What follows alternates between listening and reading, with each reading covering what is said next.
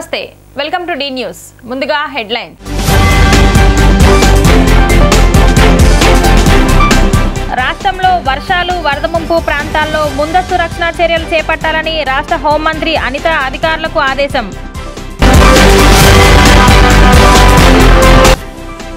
రాష్ట్ర ప్రజలంతా ప్రభుత్వానికి కొంత సమయం ఇస్తే ఖచ్చితంగా గత వైభవం వస్తుందని అభివృద్ధికి చిరునామాగా ఏపీ నిలుస్తుందని అన్న రాష్ట్ర వైద్య ఆరోగ్య శాఖ మంత్రి వై సత్యకుమార్ యాదవ్.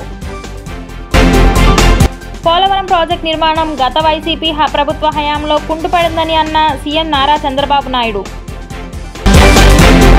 రాష్ట్రంలో వర్షాలు వరద ముంపు ప్రాంతాల్లో ముందస్తు రక్షణ చర్యలు చేపట్టాలని రాష్ట్ర మంత్రి అనిత అధికారులను ఆదేశించారు.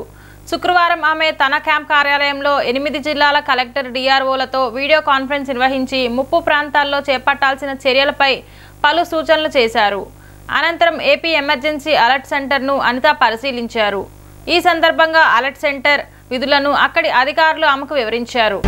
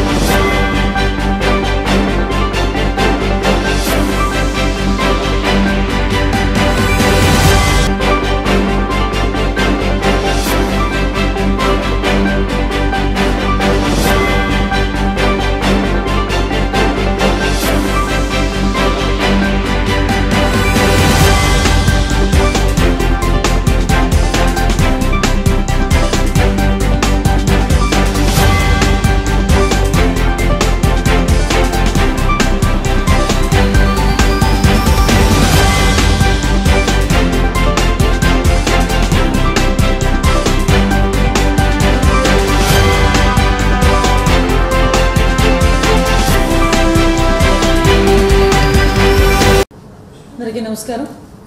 ఈరోజు డిజాస్టర్ మేనేజ్మెంట్ ఆఫీస్లో ఏదైతే ద్రోణి వలన జరుగుతున్న ఈ కురుస్తున్న వర్షాల గురించి ఒకసారి రివ్యూ చేయడం జరిగింది.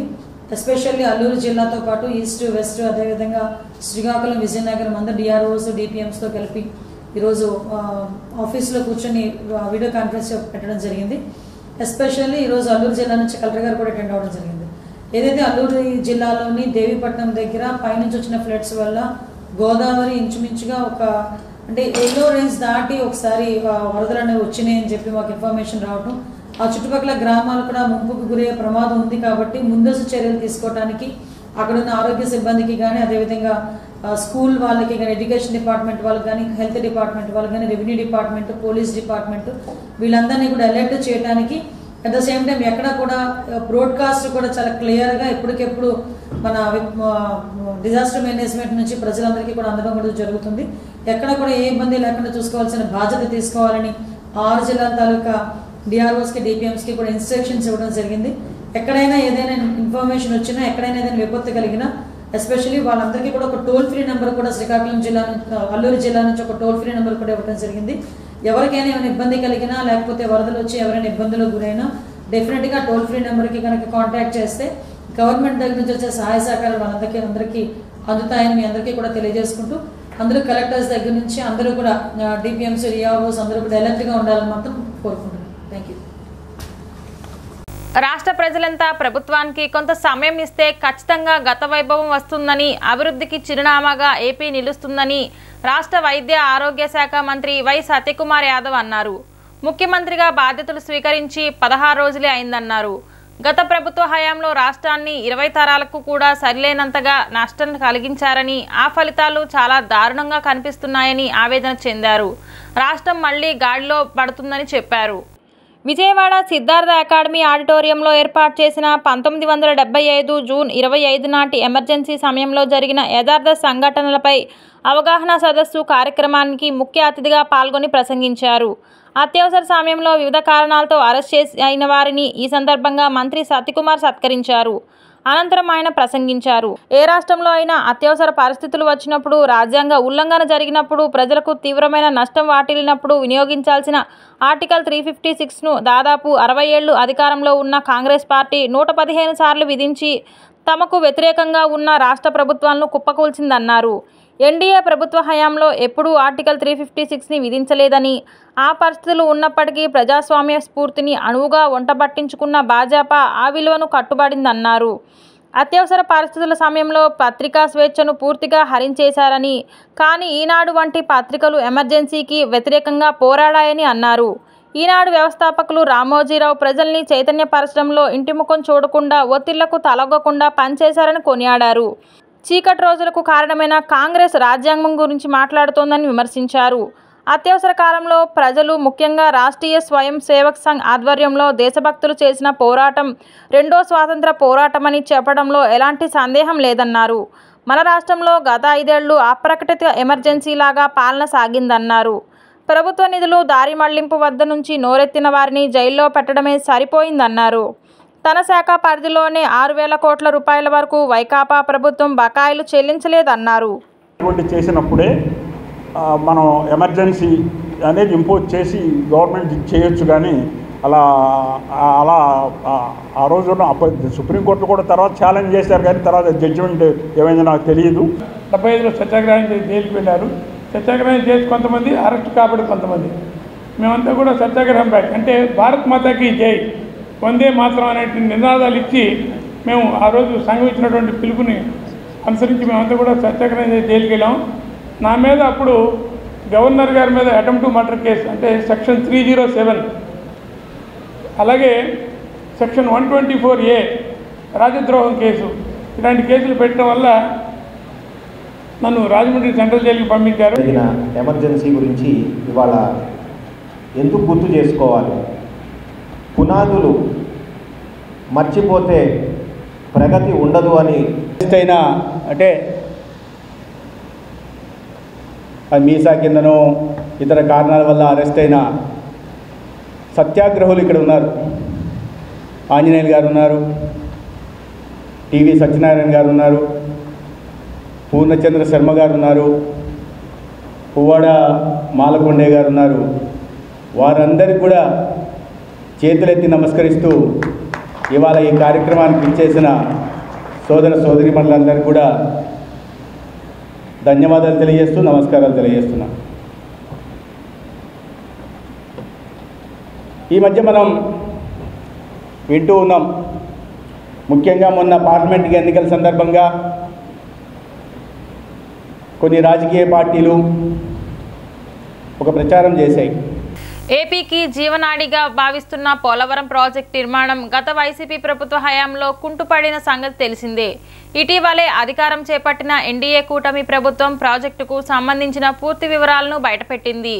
ఏపీ సీఎం నారా చంద్రబాబు పోలవరం ప్రాజెక్టుపై శ్వేతపత్రాన్ని విడుదల చేశారు. పోలవరం ఆంధ్రప్రదేశ్కి జీవనాడని, అలాంటి ప్రాజెక్టును 5 ఏళ్ల పాటు ఎలా విధ్వంసం చేశారో ఈ సందర్భంగా చంద్రబాబు వివరించారు.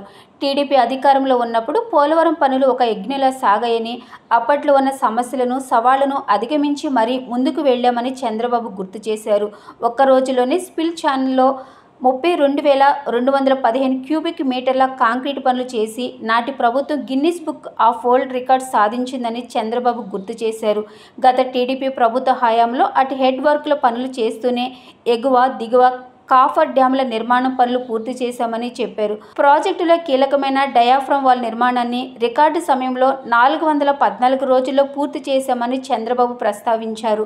72% పనులకు 11,537 కోట్లు ఖర్చు, 2 కిలోమీటర్ల పొడవుతో 100 మీటర్ల పైగా లోతుతో డయాఫ్రమ్ వాల్ నిర్మాణం చేపట్టామని చంద్రబాబు గుర్తు చేశారు. జర్మనీ కంపెనీ బావర్ ద్వారా ఈ పనులు పూర్తి చేయించామని పేర్కొన్నారు. స్పిల్వే గేట్ల డిజైన్లు సిద్ధం చేసి గేట్ల అమరిక సైతం అప్పట్లోనే ప్రారంభించామని చంద్రబాబు గుర్తు చేశారు. ప్రాజెక్టుకు సంబంధించి ప్రతి పనికి PPA కేంద్ర జలవనరుల శాఖ నుంచి అనుమతులు తీసుకున్నామని, అప్పట్లో జలవనరుల శాఖ మంత్రులుగా ఉన్న ఉమాభారతి, నితిన్ గడ్కరీలు పోలవరం వచ్చి పనుల పట్ల సంతృప్తి వ్యక్తం చేశారని ప్రస్తావించారు. టీడీపీ హయాంలోనే పోలవరం ప్రాజెక్టు పనులు 72% పూర్తయ్యాయని చెప్పారు. 5 ఏళ్ల కాలంలో 28 సార్లు క్షేత్రస్థాయి పర్యటనకు 82 సార్లు వర్చువల్గా చేశానని చంద్రబాబు పేర్కొన్నారు. టీడీపీ 5 ఏళ్ల కాలంలో మొత్తం 72% పనులు జరగగా అందుకు 11,537 కోట్లు ఖర్చయ్యాయని చెప్పారు. అందరికీ నమస్కారాలు.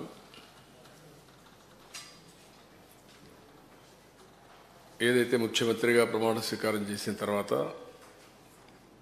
అనేక కార్యక్రమాలకు శ్రీకారం చుట్టి రాష్ట్రంలో 5 సంవత్సరాలు జరిగిన విధ్వంసం కానీ, ఇంకొక పక్కన ఏ విధంగా రాష్ట్రం నష్టపోయింది అనే విషయాలు కూడా కూలంకుషంగా చర్చ జరగాల్సిన అవసరం ఉంది. ప్రజలైతే ఏకపక్షంగా ఎన్నికలు నడిపించారు. తెలుగుదేశం పార్టీ పెట్టిన తర్వాత ఇది ఒక హిస్టారికల్ ఎలక్షన్. ఆల్ ఇండియా లెవెల్లో కూడా ఇటీవల సీట్లు గెలవచ్చేమో కానీ ఇంత పెద్ద విక్టరీ ఎక్కడా రాలేదు. ప్రజల్లో ఈ మార్పుకు కారణం ఏంటని అన్వేషిస్తే ఒక పక్క జరిగిన నష్టాన్ని గుర్తించారు, ఇంకొక పక్క ఇన్ని రోజులు ఏ విధంగా అణగదొక్కారో అవన్నీ కూడా భరించి ఒక ఫ్రస్ట్రేషన్లో ముందుకు వచ్చే పరిస్థితికి వచ్చారు. ఈరోజు మీరు ఇక్కడ ఉన్నారు మీడియా, మనం 4th ఎస్టేట్ అని పిలుస్తాం. మొన్నటి వరకు అందరూ మిమ్మల్ని చూసి భయపడ్డారు, కానీ మొట్టమొదటిసారిగా మీరు కూడా భయపడే పరిపాలన సాగింది. కనీసం ఫ్రీగా చెప్పుకోలేని పరిస్థితికి వచ్చేసారు మీరు. ఇంకా రాజకీయ పార్టీలు అయితే లెక్కలేనితనం వచ్చింది. ఇంకా అసెంబ్లీ నామమాత్రం అయిపోయింది. ఈవెన్ కోర్టుల్లో కూడా వాళ్ళని కూడా బ్లాక్మెయిల్ చేసే పరిస్థితికి వచ్చారు. కోర్టులు కూడా అంటే మనం చూసాం, సోషల్ మీడియాలో పెట్టి జడ్జెస్ను కూడా క్యారెక్టర్ అసాసినేషన్ చేసే పరిస్థితికి వస్తే వాళ్ళు CBI enquiry. Royal clubs association royal club Vijayawada వారు ప్రతి నెల నిర్వహించుకునే సమావేశం శుక్రవారం సాయంత్రం అమ్మ కళ్యాణ మండపంలో జరిగింది. ఈ సందర్భంగా సెంట్రల్ నియోజకవర్గ ఎమ్మెల్యే బోండా ఉమాకు ఆత్మీయ సన్మానం కార్యక్రమం నిర్వహించారు. ఈ సందర్భంగా క్లబ్ సభ్యులు బోండా ఉమాని ఘనంగా సత్కరించారు. అనంతరం ఆయన మాట్లాడుతూ క్లబ్ సభ్యులు సన్మానించడం ఆనందంగా ఉందన్నారు.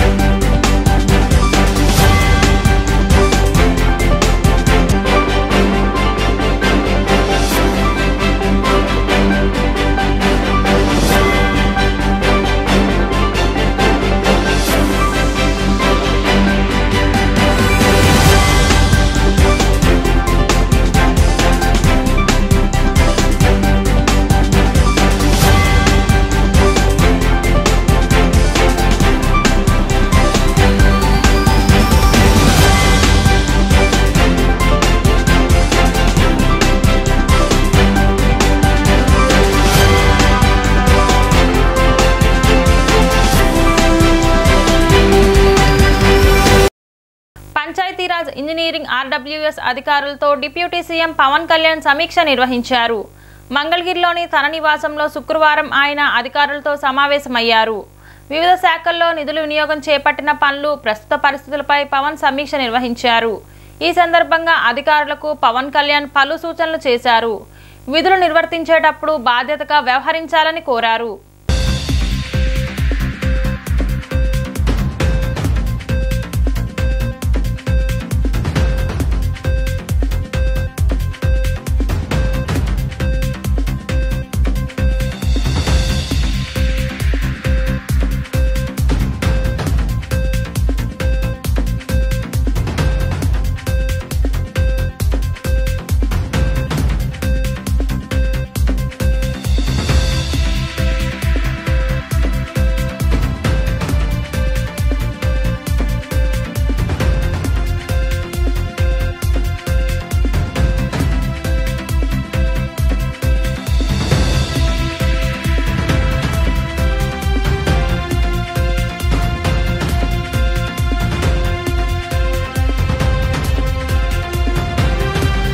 విజయవాడ అజిత్ సింగ్ నగర్ మదర్సాలో అనుమానాస్పదంగా మృతి చెందిన షేక్ కరిష్మా అనే విద్యార్థిని తల్లి కన్నీటి పర్యంతం అవుతూనే మీడియాతో మాట్లాడారు. తన కుమార్తె చాలా ఆరోగ్యంగా ఉంటుందని, ఎటువంటి అనారోగ్య సమస్యలు లేవని ఆమె అన్నారు.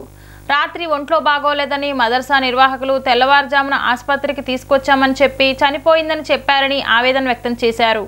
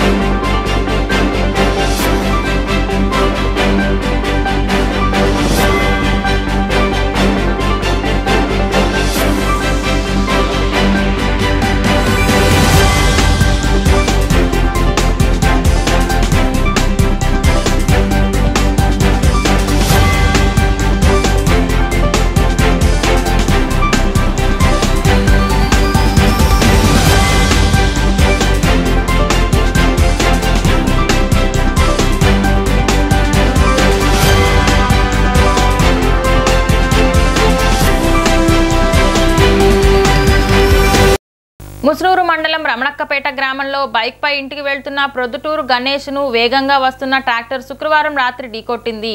స్థానికుల సమాచారంతో 108లో క్షతగాత్రుడిని నూజివీడు ఏరియా ఆసుపత్రికి తరలించగా ప్రథమ చికిత్స అనంతరం మెరుగైన వైద్య సేవల కోసం విజయవాడ ఆసుపత్రికి రిఫర్ చేశారు. ఈ సంఘటనకు సంబంధించి పోలీసులు కేసు నమోదు చేసి దర్యాప్తు చేస్తున్నారు.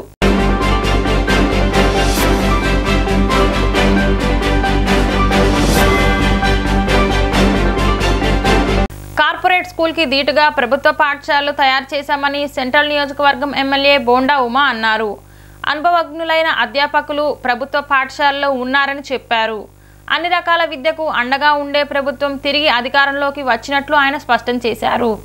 ఏకేటీపీ స్కూల్లో విద్యా కిట్లను సెంట్రల్ నియోజకవర్గ ఎమ్మెల్యే బోండా ఉమా తన చేతుల మీదుగా పంపిణీ చేశారు. ఈ సందర్భంగా ఆయన మాట్లాడుతూ రాబోయే 5 ఏళ్లు మంచి పాలన చేయాలని రాష్ట్రంలో చంద్రబాబుని, నియోజకవర్గంలో తనను ప్రజలు ఎన్నుకున్నట్లు చెప్పారు. వారి నమ్మకాన్ని ఒమ్ము కానివ్వకుండా వచ్చే 5 ఏళ్లలో ప్రభుత్వ పాఠశాలలకు మహర్దశ తీసుకొస్తామని చెప్పారు. ప్రభుత్వ పాఠశాలలో చదివే 8వ తరగతి విద్యార్థులకు సైకిల్ ఇచ్చిన చరిత్ర టీడీపీ ప్రభుత్వందేనని ఆయన అన్నారు. చంద్రబాబు కృషి కారణంగానే నేడు ప్రభుత్వ పాఠశాలలు ఇలా ఉన్నాయన్నారు. విద్యతోనే కుటుంబ స్థితిగతులు మారుతాయని, విద్యార్థులు దానికి అనుకూలంగా చదువుకోవాలని సూచించారు. ఈ పాఠశాలలో ఇప్పటికే 85% ఉత్తీర్ణత ఉందని, దానిని పెంచే విధంగా అధ్యాపకులు పనిచేయాలని దిశానిర్దేశం చేసినట్లు చెప్పారు.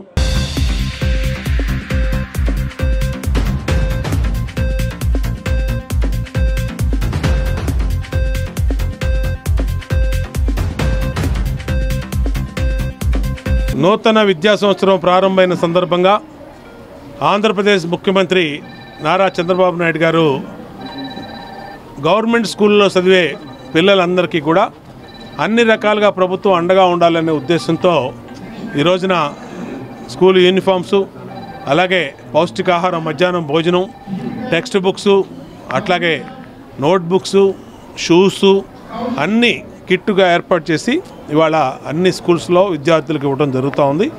దాంట్లో భాగంగా ఈరోజు ఏకేటీపీ స్కూల్లో 33వ డివిజన్లు ఇవ్వడం జరిగింది. చాలా సంతోషం. గవర్నమెంట్ స్కూల్స్లో చదివే పిల్లలకి ఈ ప్రభుత్వం అన్ని రకాలుగా అండగా ఉంటుంది. ప్రైవేట్ స్కూల్స్కి ధీటుగా గవర్నమెంట్ స్కూల్స్ని తీర్చిదిద్దడమే లక్ష్యంగా ఇవాళ ఈ ప్రభుత్వాలు పనిచేస్తూ ఉన్నాయి. గత సంవత్సరం 10th క్లాస్లో ఏకేటీపీ స్కూల్లో ఉత్తీర్ణత శాతం 10th క్లాసు 85%. ఈరోజు ఈ ఇయర్ 95% టార్గెట్గా పెట్టుకొని పనిచేయమని చెప్పాం. హెడ్ మాస్టర్ గారు కానీ అట్లాగే టీచర్లు కానీ దాని మీద అందరూ కూడా దృష్టి పెడతామని చెప్పారు. సంతోషం. ఈ విధంగా ప్రభుత్వ పాఠశాలన్నింటిని కూడా బలోపేతం చేసి ఆ పిల్లలకి అన్ని రకాలుగా రేపు ఈ 10th క్లాస్ కంప్లీట్ అయినాక జూనియర్ ఇంటర్ కానీ, ఇంజనీరింగ్ కానీ, డిగ్రీ కానీ, అలాగే పీజీలు కానీ అన్ని రకాలుగా ప్రభుత్వం నుంచి అండగా ఉండేటట్టుగా ఈ ప్రభుత్వం పనిచేస్తూ ఉంది. గతంలో నాడు నేడు అని చెప్పి దోచుకు తిన్నారు. ఇవాళ ఎన్ని కూడా పోయి మళ్ళీ ప్రజాప్రభుత్వం వచ్చిన చంద్రబాబు గారి హయాంలో ఖచ్చితంగా ప్రభుత్వ పిల్లలకి, పాఠశాల పిల్లలకి అండగా ఉండడం తెలియజేస్తాం. ఈరోజు సత్యనాపురం 33వ డివిజన్లో నియోజకవర్గ శాసనసభ్యులు శ్రీ బోండా ఉమామహేశ్వర గారి ఆధ్వర్యంలో నగరంలోనే అత్యంత ప్రథమ స్థానంలో నిలిచిన ఏకేటీపీ స్కూల్లో 1500 మంది విద్యార్థులకు రాష్ట్ర ప్రభుత్వం వారు అందించిన స్కూల్ బ్యాగ్స్, షూస్, బుక్స్ ఈరోజు వారి చేతుల మీదుగా అందజేయడం జరిగింది. అలాగే ఈ స్కూలుకి రాబోయే రోజుల్లో ఏ విధంగా పూర్తి సహాయ సహకారాలు అందించాలని వారు అడగడం జరిగింది. వారు దానికి రికమెండేషను అతి తొందరలో హెడ్ మాస్టర్ గారు పెట్టుకుంటా ఉన్నారు. రాబోయే రోజుల్లో ఈ స్కూల్ను అత్యున్నత స్థానంలో పెంపొందించడానికి ఏ విధమైన సహాయ సహకారాలు కూడా అందిస్తామని శాసనసభ్యులు శ్రీ బోండా ఉమామహేశ్వర గారు తెలియజేసినందుకు సత్యనాపురం ప్రజల తరపున, ఈ డివిజను ప్రజల తరపున, స్కూల్ విద్యార్థుల తల్లిదండ్రుల తరపున కూడా వారికి శుభాకాంక్షలు అందజేయడం. Telugu film and digital industry employees federation Andhra Pradesh 24 అనుబంధ సంఘాల కార్యాలయాన్ని విజయవాడ గాంధీనగర్లో ఏర్పాటు చేశారు. తెలుగు ఫిలిం ఛాంబర్ అధినాయకులు, ప్రధాన కార్యదర్శి దామోదర్ ప్రసాద్, అలంకార్ ప్రసాద్, తుమ్మల ప్రసన్న కుమార్ పూజా కార్యక్రమాలు నిర్వహించి కార్యాలయాన్ని ప్రారంభించారు. సమావేశం నిర్వహించారు. సమావేశంలో సంఘం అధ్యక్షులు వల్లభనేని అనిల్ కుమార్, ప్రధాన కార్యదర్శి పిఎస్ఎన్ దొర మాట్లాడుతూ Telugu film and digital industry employees federation గత 30 ఏళ్లుగా హైదరాబాద్లో అనేక మంది సినీ కార్మికులను తయారు చేసిందన్నారు. ఆంధ్రప్రదేశ్లో కూడా ఫెడరేషన్ శాఖను నిర్మాణం చేశామని అన్నారు. ఏపీలో కూడా సినీ కార్మికులను తయారు చేయాలని పూనుకున్నామని అన్నారు. ఆంధ్రప్రదేశ్లో కూడా సినీ కార్మికులను తయారు చేసి ఉపాధి కల్పించాలని సినిమా రంగంలోని 24 శాఖలు ఇక్కడ ప్రారంభిస్తున్నామని అన్నారు. విజయవాడ ప్రధాన కేంద్రంగా విశాఖపట్నం, రాజమండ్రి, తిరుపతి కేంద్రాలుగా తమ కార్యకలాపాలను నిర్వహిస్తామన్నారు. నిబద్ధతతో సినీ పరిశ్రమ పనిచేయాలి, కార్మికులకు సమన్యాయం చేయాలి, నైపుణ్యం బయటకు తీసుకురావాలని సినీ కార్మిక శాఖను ఏర్పాటు చేస్తున్నామని అన్నారు. Telugu film chamber of commerce కోశాధికారి Tummala Prasanna Kumar, Telugu film producers council అధ్యక్షులు దామోదర్ ప్రసాద్ మాట్లాడుతూ తెలుగు సినీ పరిశ్రమలో ప్రపంచవ్యాప్తంగా Telugu film chamber of commerce, Telugu film employees federation, Telugu film producers council మాత్రమే ఉన్నాయన్నారు. 2 తెలుగు రాష్ట్రాల్లో అనేక శాఖలు పుట్టగొడుగులా పుట్టుకొచ్చాయని, అవి సినీ పరిశ్రమను ఉద్ధరించడానికే రాలేదని, ప్రారంభించినోళ్ళు తమ ఉనికిని చాటుకోవడానికి వచ్చాయన్నారు. ఎవరిని పడితే వారిని నమ్మి డబ్బులిచ్చి కార్మికులు నష్టపోవద్దని కోరారు. పిఎస్ఎన్ ద్వారా జనరల్ సెక్రటరీ అండి, ఎంప్లాయీస్ ఫెడరేషన్. గత కొన్ని 30 సంవత్సరాలుగా మా ఈ Telugu film industry employees federation హైదరాబాద్లో మ్యాక్సిమం చాలామంది కార్మికులను రెడీ చేసింది. అదేవిధంగా ఇప్పుడు ఆంధ్రప్రదేశ్లో కూడా ఈ ఫెడరేషన్ అనేది ఒక శాఖని ఇక్కడ నిర్మాణం చేశాము. ఇవాళే మన chamber president general secretary Damodar Prasad గారు, ప్రొడ్యూసర్స్ కౌన్సిల్ ప్రసన్న అన్న గారితో ఇవాళ ఆఫీస్ ఓపెన్ చేసి ఈ కార్యక్రమం స్టార్ట్ చేశాము. ఏదేమైనా సరే మా ముఖ్య ఉద్దేశం ఏంటంటే ఇక్కడ ఆంధ్రప్రదేశ్లో కూడా ఎక్కువ మంది సినీ కార్మికుల్ని రెడీ చేయాలనే ముఖ్య ఉద్దేశంతో మేము ఈ కార్యక్రమం స్టార్ట్ చేశామండి. గత ఒక 50 సంవత్సరాల నుంచి కూడా చెన్నైలో ఉండేది ఇండస్ట్రీ. దాని తర్వాత నెమ్మదిగా హైదరాబాద్ షిఫ్ట్ అయింది. హైదరాబాద్ షిఫ్ట్ అయిన 30 సంవత్సరాలకి అక్కడ కూడా ఫుల్ ఫ్లెడ్జ్డ్గా వర్కర్స్ని మేము స్థాపించాము. తెలుగు ఫిల్మ్ ఇండస్ట్రీ ఫెడరేషన్ తరఫున కార్మికులందరినీ కూడా రెడీ చేశాము. పేరు Anil Kumar Vallabhaneni, Telugu film industry employees federation అధ్యక్షుడిని. ఈరోజు ఆంధ్రప్రదేశ్ రాష్ట్రంలో Telugu film and digital industry employees ఫెడరేషన్ని నెలకొల్పడం జరుగుతుంది. ఇక్కడ ముఖ్య ఉద్దేశం, మన తెలుగు ఫిల్మ్ ఇండస్ట్రీ అంటే ఇటు తెలంగాణ, ఆంధ్రప్రదేశ్ ఉంటుంది కాబట్టి ఇక్కడ దానికి సంబంధించి తెలుగు ఫిల్మ్ ఇండస్ట్రీ ఆల్రెడీ హైదరాబాద్లో మెయిన్ హెడ్ ఆఫీస్గా కొనసాగుతూ ఉంది. తెలుగు ఫిల్మ్ ఛాంబర్ కానీ అన్నీ కానీ ఆ ఛాంబర్ ఆధ్వర్యంలో తెలుగు ఫిల్మ్ ఇండస్ట్రీ ఎంప్లాయీస్ కొనసాగుతూ ఉంటుంది. దానికి అనుబంధంగా అమరావతిలో కూడా ఒక యూనియన్ స్థాపించాలని, ఫెడరేషన్ యొక్క కార్యాలయం స్థాపించాలని ఈరోజు ఇక్కడ అది నెలకొల్పుకోవడం జరిగింది. అంటే only Telugu film chamber of commerce, Telugu film employees federation, అలాగే Telugu film producers council film ఇండస్ట్రీకి సంబంధించినంత వరకు 2 రాష్ట్రాలకి, ప్రపంచానికి ఈ వర్కర్స్గా చూసుకుంటే ఫిల్మ్ ఎంప్లాయీస్ ఫెడరేషన్ ఒకప్పుడు మద్రాసులో ఉండేది. మద్రాసులో ఉన్న ఇండస్ట్రీని హైదరాబాద్కు రప్పించడానికి ఆ రోజుల్లో కోటా శ్రీనివాసరావు గారు అమరణ నిరాదీక్ష చేసి ఆ నిరాహార దీక్ష మూలంగా హైదరాబాద్ ఫిల్మ్ ఇండస్ట్రీ వచ్చింది. ఫిల్మ్ ఇండస్ట్రీ వస్తే ఆ ఫిల్మ్ ఇండస్ట్రీలో జనరల్గా ఎప్పుడు కూడా వర్కర్స్ అసోసియేషన్లో ఏ ఓనరు ఒప్పుకోరు.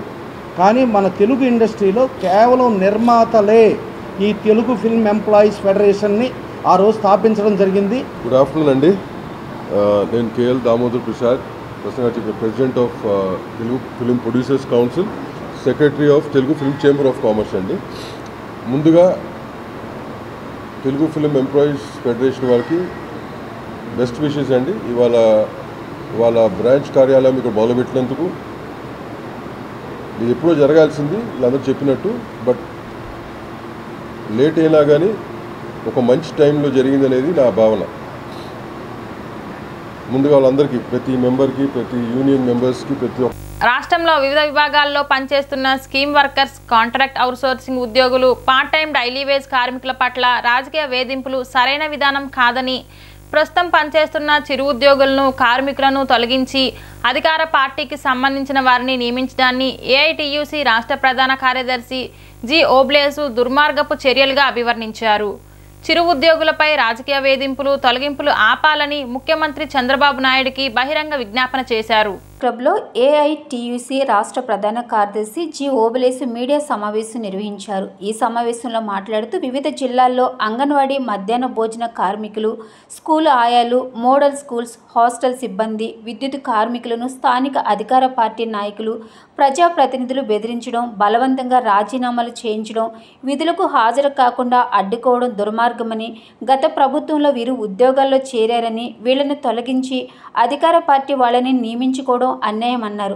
ఒకవైపు ముఖ్యమంత్రి రాజకీయ కక్ష సాధింపులకు పాల్పడవద్దని చెప్తున్నా అందుకు విరుద్ధంగా అధికార పార్టీ నాయకులు వ్యవహరిస్తున్నారని ఆగ్రహించారు.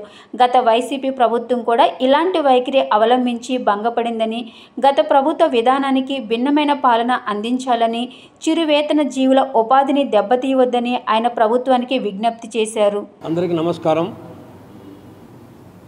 ఈరోజు ఏఐటిసి ప్రెస్ మీటు. ఈ ప్రెస్ మీట్లో నాతో పాటుగా మా ఏఐటిసి రాష్ట్ర అధ్యక్షులు రావులపల్లి రవీంద్రనాథ్ గారు, అలాగే ఏఐటిసి రాష్ట్ర కార్యదర్శి బాలకాశి,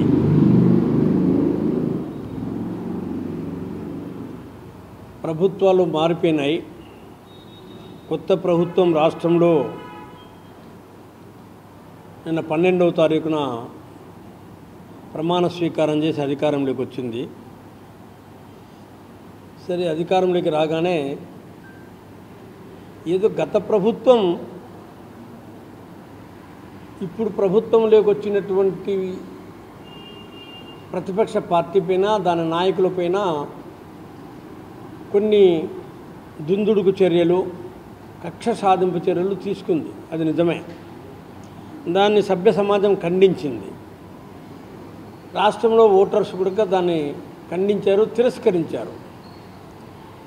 ఇప్పుడు అధికారంలోకి వచ్చిన ప్రభుత్వం మేము ఆ పని చేయము అంటూనే ఆ ప్రభుత్వ పెద్దలు చేసినటువంటి తప్పొప్పులను పసిగట్టి వాళ్ళపైన చర్య తీసుకోవాల్సింది పోనిచ్చి చిన్న ఉద్యోగస్తులు, అది మధ్యాహ్న భోజన పథకంలో పనిచేసేవాళ్ళు. వాళ్లకు నెలకు 3,000 రూపాయలు, నెలకు 3,000 రూపాయలు జీతం మధ్యాహ్న భోజన పథకం. ఆ మధ్యాహ్న భోజన పథకంలో పనిచేసే వాళ్ళను, స్కూల్ స్వీపర్స్ను, అలాగే ఆశా వర్కర్స్ను, కొన్ని చోట్ల అంగన్వాడీ వర్కర్స్ను, మరికొన్ని చోట్ల విద్యుత్ రంగంలో పనిచేసే మోటార్ రీడర్స్ను, ఇటువంటి వాళ్ళందరినీ స్థానికంగా ఉన్నటువంటి తెలుగుదేశం పార్టీ నాయకులు ఎమ్మెల్యేల ప్రోద్బలంతో బెదిరించి పలు ప్రాంతాల్లో విశాఖ ఉక్కు ఫ్యాక్టరీకి ఉన్న ఆస్తులను విడతల వారీగా తెగనమ్మేందుకు కేంద్ర ప్రభుత్వం పూనుకోవడాన్ని సిపిఐ రాష్ట్ర కార్యదర్శి కె రామకృష్ణ తీవ్రంగా ఖండించారు. ఈ మేరకు రామకృష్ణ ఒక ప్రకటన విడుదల చేశారు. కేంద్ర ప్రభుత్వం సిద్ధమవుతుందని రామకృష్ణ చెప్పారు. విశాఖపట్నంతో పాటు హైదరాబాద్, చెన్నై, రాయబరిలో ఉన్న విశాఖ ఉక్కు ఫ్యాక్టరీ ఆస్తులను కూడా విడతల వారీగా అమ్మేందుకు పూనుకుంటుందని అన్నారు. సార్వత్రిక ఎన్నికల ప్రక్రియ ముగిసి నూతన ప్రభుత్వం ఏర్పాటైన తర్వాత కూడా విశాఖ ఉక్కు ఫ్యాక్టరీపై ఉక్కుపాదం మోపడం దుర్మార్గమని తెలిపారు. విశాఖలో ఉన్న స్టీల్ ప్లాంట్ తీసేసి అక్కడ సెక్రటేరియట్ భవనాలు నిర్మిస్తే బాగుంటుందని గత ముఖ్యమంత్రి జగన్మోహన్ రెడ్డి వ్యాఖ్యానించారని గుర్తు చేశారు. ప్రస్తుత ముఖ్యమంత్రి చంద్రబాబు నాయుడు నాడు ప్రతిపక్షంలో ఉన్నప్పుడు విశాఖ ఉక్కు ఫ్యాక్టరీ ప్రైవేటీకరణ నుండి కాపాడతామని హామీ ఇచ్చి అధికారంలోకి వచ్చారని చెప్పారు. 32 మంది ప్రాణత్యాగాలతో ఆంధ్రుల హక్కుగా బాసిల్లుతున్న విశాఖ ఉక్కు ఫ్యాక్టరీ అమ్మకాన్ని వ్యతిరేకిస్తూ ప్రధాని నరేంద్ర మోడీతో ముఖ్యమంత్రి చంద్రబాబు నాయుడు కలిసి మాట్లాడాల్సిన అవసరం ఎంతో ఉందని సూచించారు. బీజేపీ రాష్ట్ర అధ్యక్షురాలు పురంధేశ్వరి కేంద్ర స్టీల్ మంత్రిని కలిశామని చెబుతున్నారు. కానీ విశాఖపట్నం ప్రైవేటీకరణ అంశం విషయమై ప్రధాని నరేంద్ర మోడీని కలిసి ఒత్తిడి చేయాలే కానీ కేంద్ర ఉక్కు శాఖ మంత్రిని కలిసి కాదని స్పష్టం చేస్తున్నామని అన్నారు. రాష్ట్ర ముఖ్యమంత్రి చంద్రబాబు అన్ని రాజకీయ పార్టీలు, ప్రజా సంఘాలు, ఏపీకి చెందిన ఎంపీల సహకారంతో ప్రధాని నరేంద్ర మోడీని కలిసి విశాఖ ఉక్కు ప్రైవేటీకరణను ఆపేందుకు కృషి చేయాలని కోరుతున్నామని తెలిపారు. విశాఖ స్టీల్ ప్లాంట్ క్వార్టర్స్ ఏవైతే ఉన్నాయో వాటిని ఇవాళ అమ్మడానికి ప్రభుత్వం పూనుకుంటా ఉంది. అదేవిధంగా హైదరాబాద్లో, చెన్నైలో, రాయబరేలీలో ఏవైతే స్టీల్ ప్లాంట్ ప్రాపర్టీస్ ఉన్నాయో అన్నీ ఒకదాని తర్వాత ఒకటి తెగనమ్మడానికి పూనుకుంటా ఉంది. అన్నిటికంటే ముఖ్యంగా ఇవాళ ప్రభుత్వం మారిన తర్వాత కూడా, ఎన్నికల తర్వాత కూడా ఏమైనా మార్పు వస్తుందంటే మార్పు ఏమాత్రం కూడా కనపడడం లేదు. గతంలో ఉన్న ముఖ్యమంత్రి ఏమో ఒకేసారి విశాఖ స్టీల్ ప్లాంట్ తీసేసి అక్కడ సెక్రటేరియట్ కడితే బాగుంటుంది, రాజధాని నిర్మాణం చేస్తే బాగుంటుంది అన్నట్లు వార్తలు వస్తూ ఉన్నాయి. మరి చంద్రబాబు నాయుడు గారు గతంలో ప్రతిపక్షంలో ఉన్నప్పుడు విశాఖ స్టీల్ ప్లాంట్ కాపాడుతామని ఇవాళ అధికారంలోకి వచ్చారు. చంద్రబాబు నాయుడు గారు వాళ్ళు చొరవ తీసుకొని నేరుగా ప్రధానమంత్రి నరేంద్ర మోడీ గారిని కలవాలి. ఎందుకంటే ఈ స్టీల్ ప్లాంట్ ఇష్యూ మన రాష్ట్రానికి సంబంధించిన ఇష్యూ, మన రాష్ట్ర ప్రజల యొక్క ఒక్క మాటలో చెప్పాలంటే సెంటిమెంట్ కూడా ఇందులో ఉంది. అమరావతి రాజధాని ఏ రకమైన సెంటిమెంట్ ఉందో విశాఖ స్టీల్ ప్లాంట్ కూడా అలాంటి సెంటిమెంట్ లేదు. కాబట్టి ఏమంటే దీనికోసం అక్కడ కూడా చేయాలి.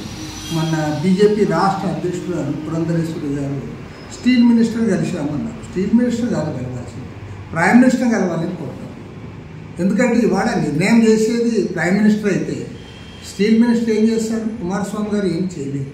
కాబట్టి ఏమంటే ఇవాళ క్లియర్ కట్గా దీన్ని కాపాడుకోవాలంటే దాన్ని శైలి అధ్వర్యంలో కలిపినా మంచిదే, లేదంటే దానికి ఏవైతే మైనింగ్ ఉందో మైనింగ్ కట్టబెట్టి ఆ రకంగా దానికి చేస్తే ఖచ్చితంగా లాభాల బాటలో పయనిస్తుంది. 2023-24లో వేల కోట్ల రూపాయలు నష్టం వచ్చిందని చెప్తా ఉన్నారు. మీరు ఒక పక్క ఉత్పత్తి తగ్గించేస్తూ ఉన్నారు, కొన్ని అందులోనే జిందాల్కి అప్పచెప్పడానికి ప్రయత్నం చేస్తూ ఉన్నారు ఫర్నేస్ని. కాబట్టి ఏమిటో ఒక పక్క జిందాల్కి ఇస్తాము, ఫ్లాట్స్ అమ్మేస్తాము, దాని ఆస్తులు అమ్మేస్తాము, తర్వాత దానికి ఏమాత్రం కూడా మేము మైన్స్ ఇవ్వము, లేదా సేల్ లేదు దాన్ని ముచ్చుకోలేమని అంటే ఇది సరైనది కాదు.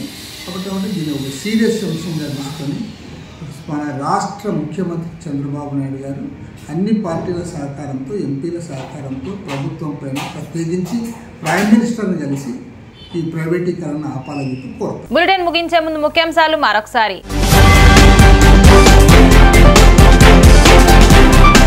రాష్ట్రంలో వర్షాలు, వరద ముంపు ప్రాంతాల్లో ముందస్తు రక్షణ చర్యలు చేపట్టాలని రాష్ట్ర హోంమంత్రి అనిత అధికారులకు ఆదేశం.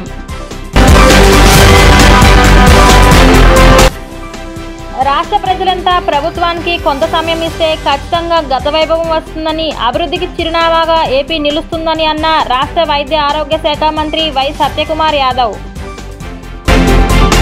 పోలవరం ప్రాజెక్టు నిర్మాణం గత వైసీపీ ప్రభుత్వ హయాంలో కుంటుపడిందని అన్న CM Nara Chandrababu Naidu. D news కి సమాప్తం. మళ్ళీ నెక్స్ట్ బులెటిన్ లో కలుద్దాం.